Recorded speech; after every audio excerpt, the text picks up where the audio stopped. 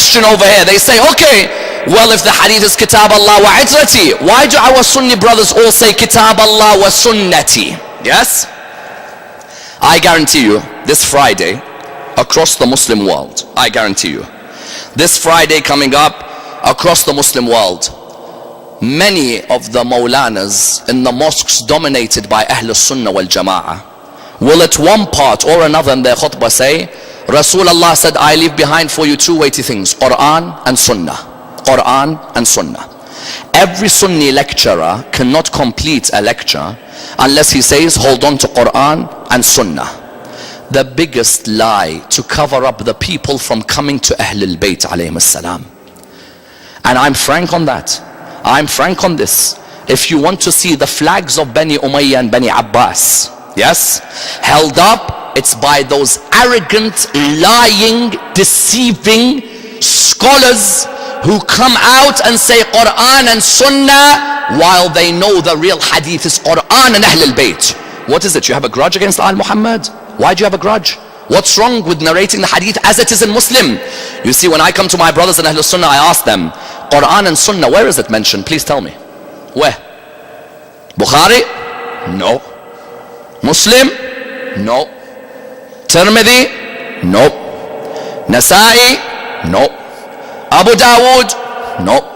Ibn Majah? No. So if a hadith that important couldn't find itself in those six, yes, it couldn't find itself in those six, why are you lying to the whole world about a hadith you know is not even narrated in your six most important books?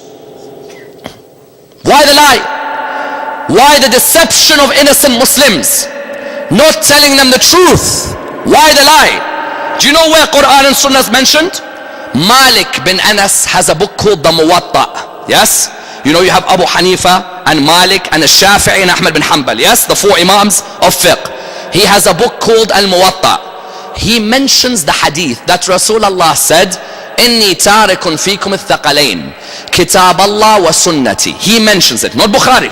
Bukhari has no interest in that hadith. Muslim says kitab Allah wa itrati ahla bayti. Malik narrates this, and do you know how he narrates it? Wallah, I ask all of you to go and read how he narrates it.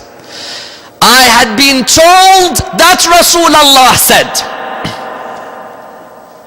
Normally in a hadith, you need to say an, yes? Or narrated from, correct? You narrate who the narrators are. You know what he says? Balaghani. It was reported to me that Rasulullah. Malik, you lived 100 years after Rasulullah. How was it reported to you? Which connection? Which connection?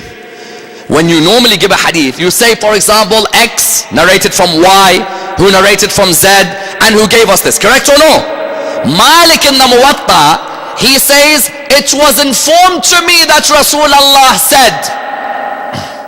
100 years after Rasulullah, if anyone can say it was informed to me, then this is going to be easy. I'll say now, 1,400 years later, it was informed to me that Rasulullah said this hadith. You find Albani, if he's being kind, he says the hadith is mu'dal. Meaning what? Meaning two or more of the narrators are omitted.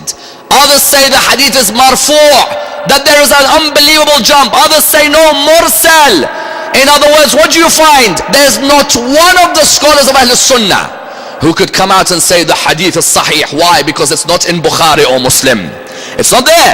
Quran and Sunnati is not there. Someone says, well, Shaykh al-Saduq narrates Quran and Sunnati. I don't deny. Rasulullah on one occasion may have said, I leave behind the Quran my Sunnah. Of course, I have to hold on to the Sunnah of Rasulullah. It's not rocket science that I have to hold on to the Sunnah. The Quran tells me, وَمَا آتَاكُمُ الرَّسُولُ فَخُذُوهُ وَمَا نَهَاكُمْ عَنْهُ فَانْتَهُوا. Whatever Rasulullah gives you, take. And whatever he prohibits for you, leave it. But those who come every Friday prayer, and wallah, for those who are watching this video on the YouTube, or those who watch this video on television or on the internet, wallah, reassess yourself that all these years you've been lied to. You've been told Rasulullah said, oh people, I am now dying, I leave behind for you that which will never go astray, the Quran, my Sunnah. You've been lied to. Rasulullah said, I leave behind for you the Quran, my Ahl Bayt. There is not one authentic narration of Quran and Sunnah. 39, listen to me again, 39 different chains for Quran and Ahlul Bayt in Sunni books. Why do I take the one and I neglect the 39? Have you ever heard logic like that in your life or no?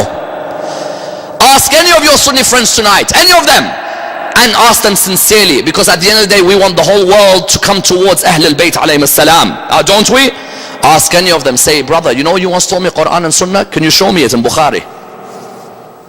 Okay, not Bukhari, show me it in Muslim. When he gets to Muslim, he'll read, إِنِّي تَارِكٌ فِيكُمْ الثَّقَلَيْن كِتَابَ اللَّهِ وَعِتْرَةِ أَهْلِ بَيْتِي. I leave behind for you what? Two weighty things, Quran and Ahl Bayt. And listen to what then Rasulullah says, ما إن تمسكتم بهما لن تضلوا بعد أبدا. If you hold on to these two, you will never go astray afterwards.